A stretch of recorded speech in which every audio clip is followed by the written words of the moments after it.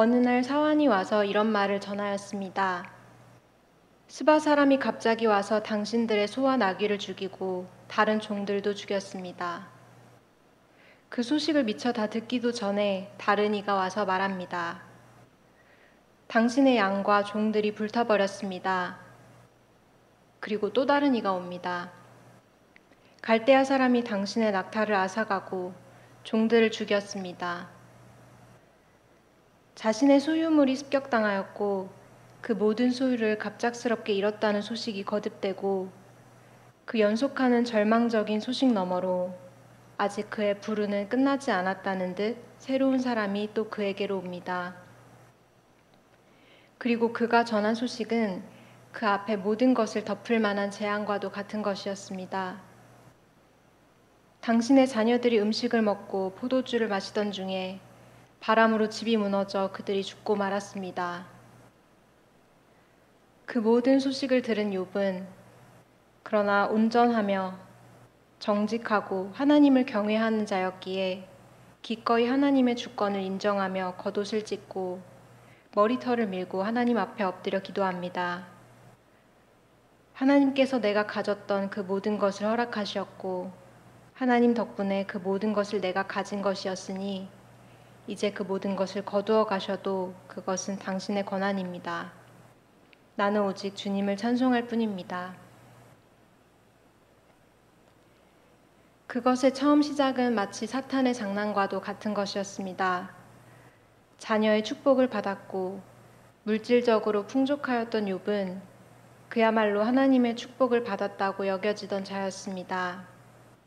그러나 이유를 알 수 없이 그의 자녀들이 사고로 죽게 되었고 이후 자신의 몸에 마저 질병이 엄습하게 되었습니다. 욥이 자신의 몸에 생긴 종기가 너무 괴로워 그것을 긁고 있을 때 그의 남은 하나뿐인 가족이었던 아내는 욥에게 하나님을 욕하고 죽으라 하였습니다. 평생 욥의 인생을 지탱해왔던 자신의 유일한 신념이자 자신의 삶의 최고 가치로 여겼던 하나님을 자신의 가장 가까운 동반자였던 아내가 부정하기 시작하였습니다. 지금까지 너 잘못 살아온 것이다. 너가 그 지경인데 아직도 하나님 앞에 온전하려 하느냐? 하나님이 다 무슨 소용이냐? 너의 인생은 지금껏 헛된 것을 위해 수고하는 인생이었다. 그렇게 들리는 듯 하였습니다.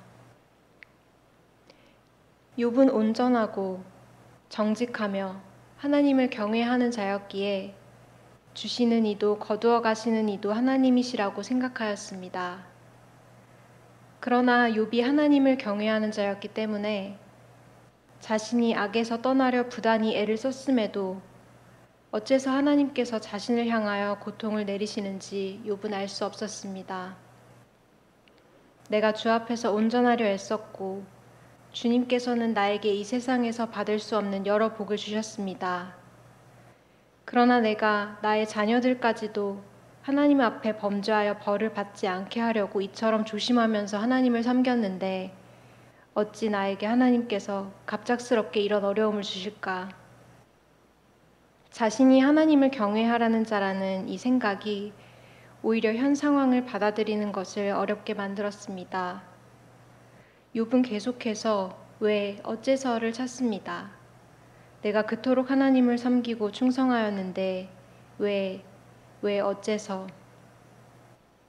그러나 사탄이 욥을 시험하려 이런 일을 벌였다는 것을 알 턱이 없었던 욥은 계속해서 답을 찾을 수 없는 질문을 반복하고 지쳐가기 시작합니다. 왜일까? 어째서일까? 욥은 서서히 본인을 옥죄는 고통에 잠식되어 가기 시작합니다. 그 시작은 먼저 자신의 생일을 저주하는 것에서 시작하였습니다.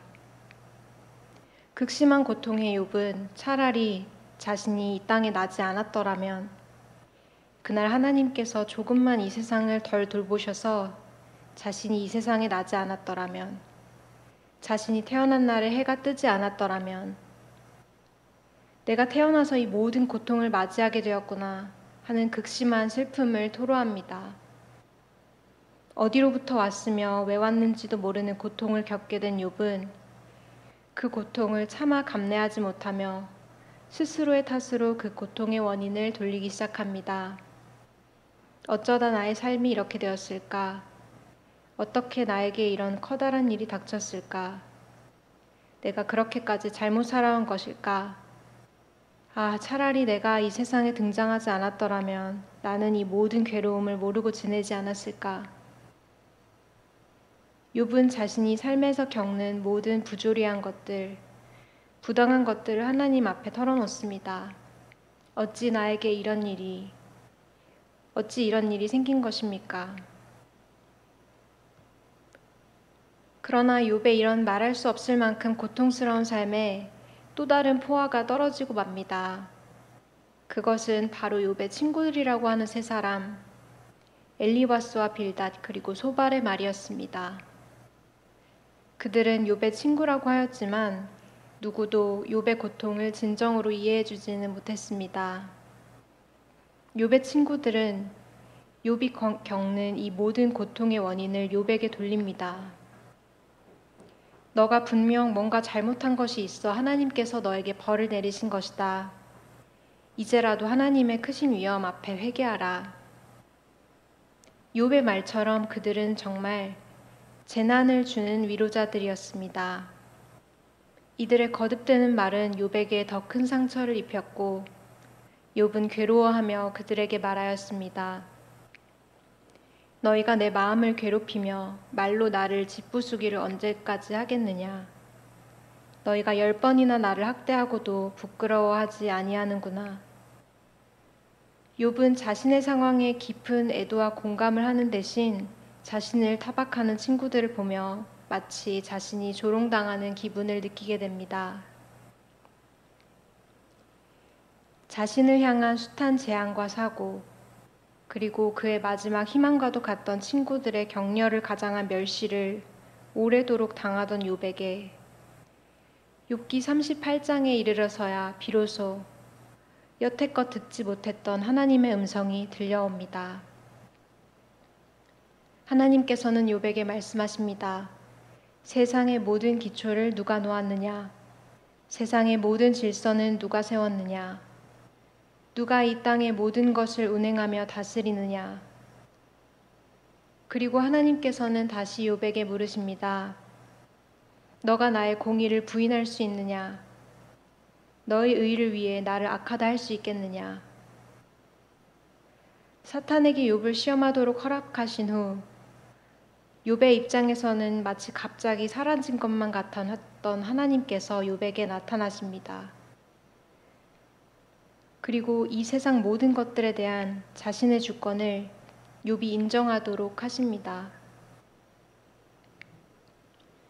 하나님을 철저하게 경외하던 욥이 그 결과로 하나님의 축복을 받기는커녕 도무지 이해할 수 없는 여러 고난을 겪게 되고 욥이 겪은 그 모든 시련이 비록 스스로의 생각으로는 이해될 수 없는 일이었다 할지라도 하나님의 음성 앞에서 욥은 이전과 다르게 삶의 모든 것이 무너져 내렸지만 이전과 다름없이 자신과 이 세계를 다스리시는 하나님의 거대한 주권을 인정할 수밖에 없었던 것입니다.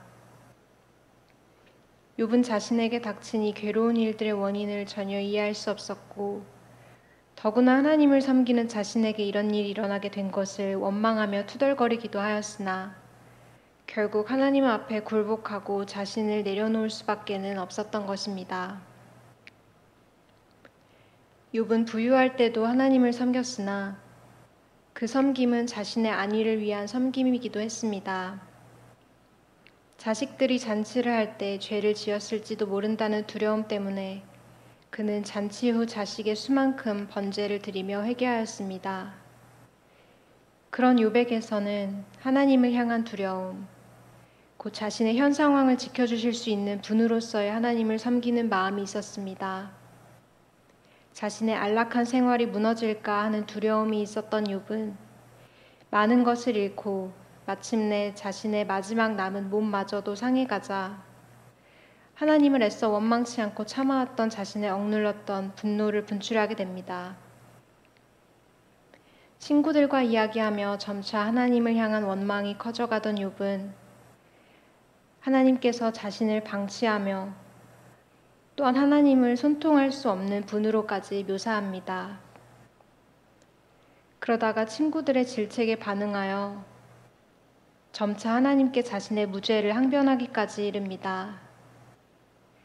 자신이 무슨 죄 때문에 이런 일을 겪는지 모르니 하나님께서 자신의 죄를 알려주시기를 요청하기도 합니다. 그리고 하나님께서 이런 무시무시한 일을 내리셨다고 여기며 두려워하기도 합니다. 그리고 어느 때는 자신의 고통을 경감시켜 주시기를 하나님께 기원합니다. 욥은 친구들과의 논증에서 점차 하나님을 찾으려는 적극적인 태도를 보이기 시작합니다. 그러면서 하나님을 원망하던 앞전과 달리 점차 하나님께서 자신의 삶을 이대로 버려두실 리 없다는 생각을 갖게 됩니다. 자신의 삶을 하나님께서 보증해 주실 것이라 믿기도 합니다. 욥기 19장 25절에 보면 욥이 이런 말을 하고 있습니다. 그러나 나는 확신한다. 내 구원자가 살아계신다. 나를 돌보시는 그가 땅 위에 우뚝 서실 날이 반드시 오고야 말 것이다. 욥은 점차 하나님께서 계신다면 분명 자신의 변론을 들어주실 것이며 자신에게 무죄를 선언하며 자신을 그 억울함에서 벗어나게 하실 것이라고 생각하게 됩니다. 욥은 하나님을 그저 두려움의 대상으로 삼겼던 지난날의 신앙에서 탈피하여 진정 하나님의 믿음과 신뢰를 쌓아가고 있는 것입니다. 욥은 이제 지혜의 근원을 오직 하나님 안에서만 발견할 수 있다고 말하기에 이릅니다. 하나님으로부터만 알 수 있는 지혜와 통찰이 있으며 만물의 창조주이신 하나님께서 이러한 지혜의 주관자이심을 선포하게 됩니다. 욥은 점차 자기 내면에 무너져 있던 하나님의 신뢰를 회복해 가기 시작합니다. 욥은 내적인 긴 고난의 터널을 뚫고 나오는 동안 하나님에 대한 믿음을 세웠고 하나님께서 마침내 등장하시어 자신이 이 세상 모든 것을 직접 주관하고 계심을 드러내시자 마침내 42장의 본문에서 선언하게 됩니다. 하나님께서는 모든 것이 가능하십니다. 하나님의 계획은 어긋나지 않습니다. 나는 하나님의 섭리를 잘 모르면서도 감히 이에 대해 이야기했습니다. 이제 그는 겸손하게 하나님의 교훈을 구합니다. 이제 하나님의 지혜를 배우겠습니다. 그러면서 욥은 고백합니다. 지금까지는 소문으로만 하나님을 듣고 알았으나 이제 제가 하나님을 만났습니다. 제 눈으로 주님을 배웠습니다. 그러며 저는 제 주장을 거두고 티끌과 잿더미 위에서 회개합니다. 이제 나의 생각을 바꿉니다.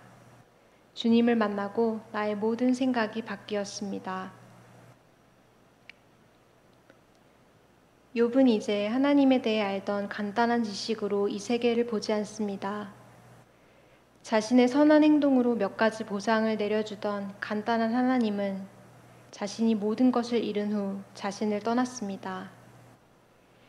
그리고 괴로움에 몸서리치던 욥의 여러 시간 동안 간단하고 작은 하나님이 그의 내부에서 부서진 후에야 욥은 비로소 알았습니다.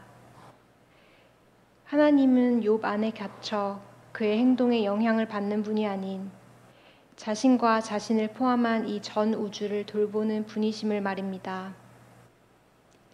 하나님은 욥의 울타리 안에 계시지 않았으며 그 너머 이 모든 세계를 다 돌보시는 분임을 알아차리자 욥은 그저 자신의 무지함을 성토하는 수밖에 이제 크신 하나님을 알고 그 하나님의 지혜를 배우겠다 말하는 수밖에는 할 수 있는 일이 없음을 깨달은 것입니다.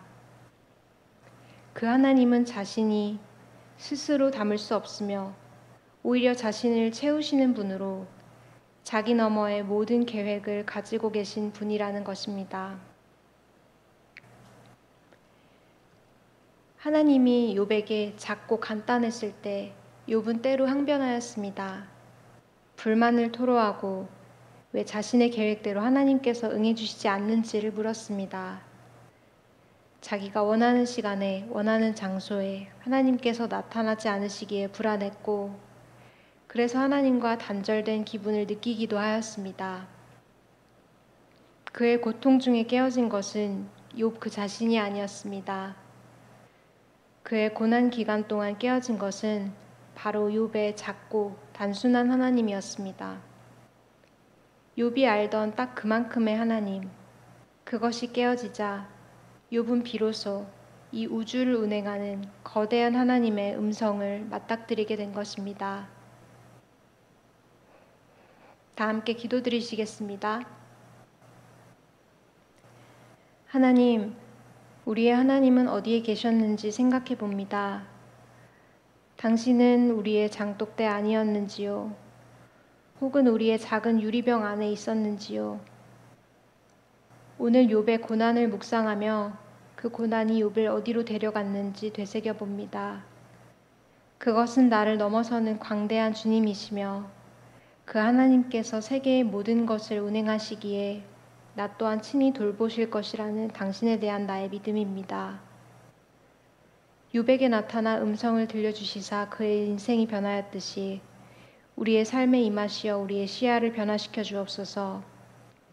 또한 그를 끝내는 그 고통에서 해방시키시고 그에게 새로운 은혜를 허락하셨듯이 우리에게도 각자의 고통의 시간을 버틸 수 있는 힘을 주시고 끝내는 그 모든 일에서 승리할 수 있도록 인도하여 주옵소서. 우리를 구원하신 예수 그리스도의 이름으로 기도합니다. 아멘. 다 함께 주기도문 하심으로 예배를 마치겠습니다. 하늘에 계신 우리 아버지여, 이름이 거룩히 여김을 받으시오며 나라가 임하시오며 뜻이 하늘에서 이루어진 것 같이 땅에서도 이루어지이다. 오늘 우리에게 일용할 양식을 주시옵고 우리가 우리에게 죄 지은 자를 사하여 준 것 같이 우리 죄를 사하여 주시옵고 우리를 시험에 들게 하지 마시옵고 다만 악에서 구하시옵소서. 나라와 권세와 영광이 아버지께 영원히 있사옵나이다. 아멘.